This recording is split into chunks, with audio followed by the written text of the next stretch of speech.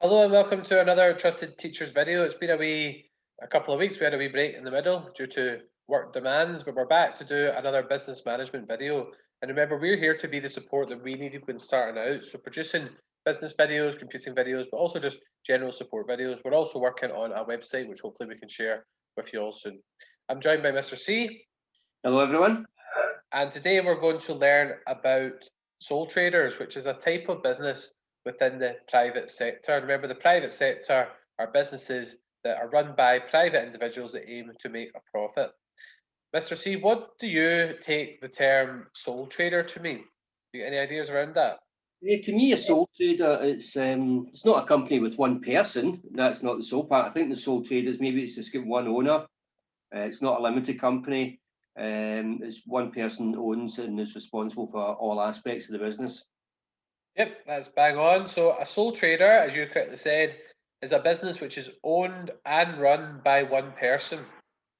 So the key bit in there is they run it on the kind of day-to-day basis as well. And as you correctly said, sole trader businesses can still have additional employees, so they can hire people. But these employees don't have any ownership of the business. They don't get a share in the profits. They just get a job and a wage. Okay, so this, as I said, will be quite a short video today. So can you think of any advantages to running a business as a sole trader? Can you think of anything that would be beneficial? I think probably the fact that the sole trader would keep, once he's paid any employees, he would keep all the profits. Yeah, definitely.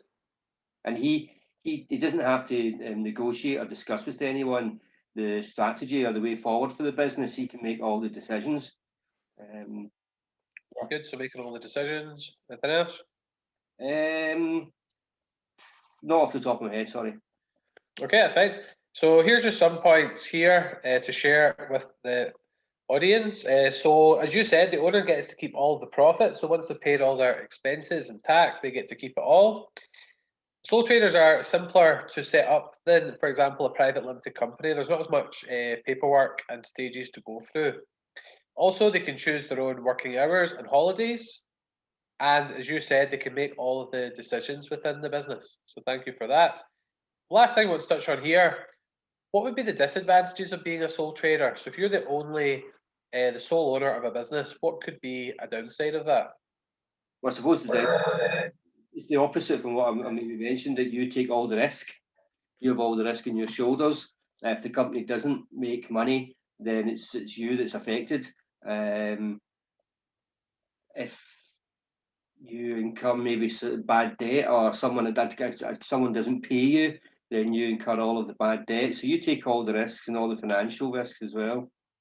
Okay, thank you very much. Some good points there. So what I've got here, so there's nobody to share the workload with. So as you said, they kind of take on all the burden, which could then obviously lead to stress for an owner. It's difficult to raise a lot of finance. Sole traders are considered very risky because they're just owned by one person. And because there's no additional owners, you're only limited to the finance that the sole trader can bring in. What you were describing there is a term called unlimited liability. So what this basically means, if the business fails, the sole trader is personally responsible for debt. So they could have to sell off personal possessions like their house or car in order to meet those debts. Because in the eye of the law, the sole trader and the business are considered the same thing. So any debts become a burden on the individual.